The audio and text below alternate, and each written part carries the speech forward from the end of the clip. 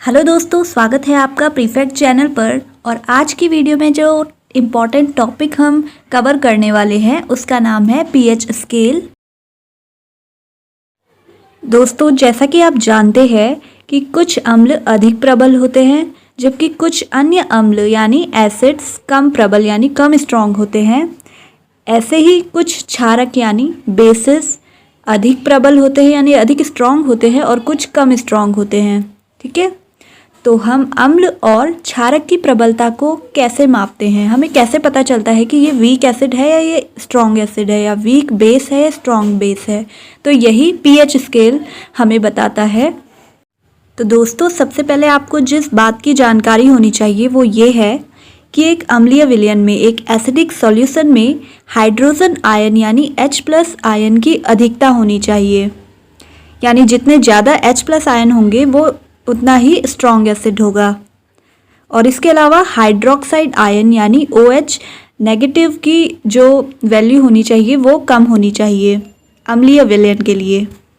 और इसी का बिल्कुल उल्टा केस होता है क्षारकीय विलयन यानी बेसिक सॉल्यूशन में। इसमें हाइड्रोक्साइड आयन की मात्रा अधिक होनी चाहिए जबकि हाइड्रोजन आयन की मात्रा कम होनी चाहिए।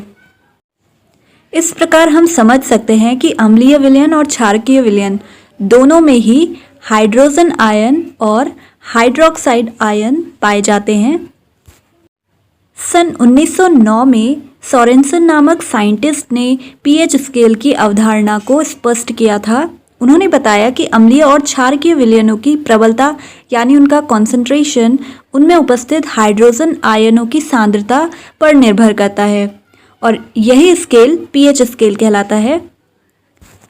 अब बात करते हैं टर्म पीएच स्केल की। तो पीएच स्केल शब्द में जो पी है उसका मतलब है पोटेंस, जो कि एक जर्मन वर्ड है जिसका अर्थ होता है शक्ति।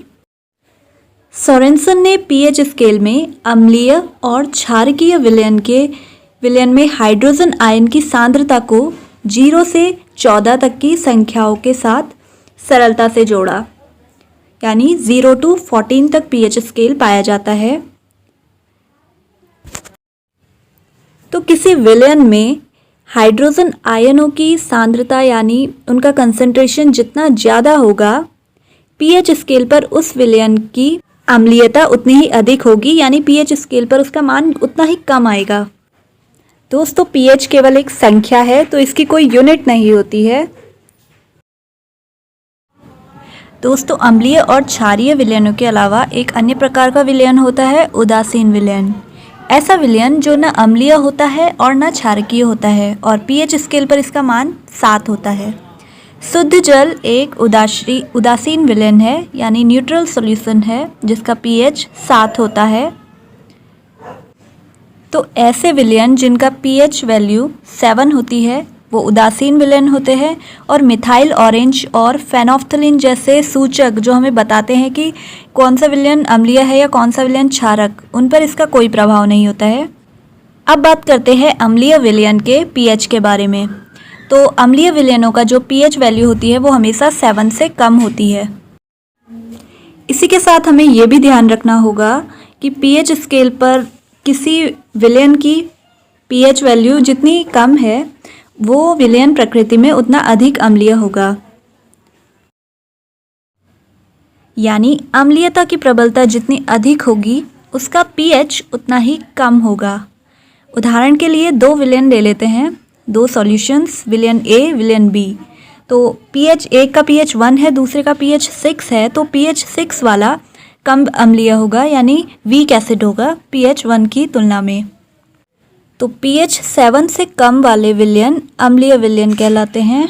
और इसीलिए किसी विलयन में नीले लिटमस को डालने पर अगर वो लाल हो जाता है तो यानी वो अम्लीय विलयन होगा। अब हम क्षारकीय विलयन के पीएच वैल्यू पर बात करेंगे। क्षारकीय विलयन यानी बेस सॉल्यूशन में, बेसिक सॉल्यूशंस में पीएच 7 से अधिक होता है, यानी 7 से 14 के बीच इनका पीएच वैल्यू होता है। तो अगर किसी विलयन की पीएच वैल्यू 11 है तो पीएच 11 वाला विलयन प्रकृति में क्षारकीय होगा। तो क्षारकीयता की प्रबलता जितनी अधिक होगी उसका पीएच उतना ही अधिक होगा। उदाहरण के लिए हमारे पास दो विलयन है, विलयन ए और विलयन बी, जिनमें से विलयन ए का पीएच 14 है और विलयन बी का पीएच 10 है। तो 10 वाला कम क्षारकीय विलयन होगा पीएच 14 वाले यानी विलयन ए की तुलना में। तो पीएच 7 से अधिक विलयन वाले विलयन क्षारकीय विलयन कहलाते हैं। और किसी विलयन की अम्लीयता या क्षारीयता पता करने के लिए हम उसमें अगर लिटमस पेपर डालते हैं और लाल लिटमस पेपर नीला हो जाता है तो यानी वो विलयन क्षारकीय विलयन होगा। तो इस आधार पर हम ये निर्णय कर सकते हैं कि अगर किसी विलयन की पीएच वैल्यू 7 है तो वो विलयन उदासीन होगा यानी न्यूट्रल सॉल्यूशन होगा।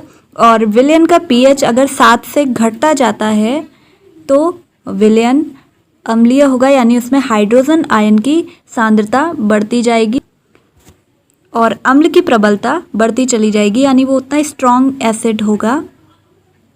और अगर हम दाईं ओर यानी राइट साइड की ओर बढ़े तो विलयन का पीएच 7 से बढ़ता जाता है तो उसमें हाइड्रोक्साइड आयन की सांद्रता बढ़ती जाती है। तो यानी 7 से 14 की ओर अगर हम जाए तो विलयन की क्षारकता भी उतनी ही बढ़ती चली जाती है। तो इस वीडियो में हमने पीएच स्केल का अध्ययन किया।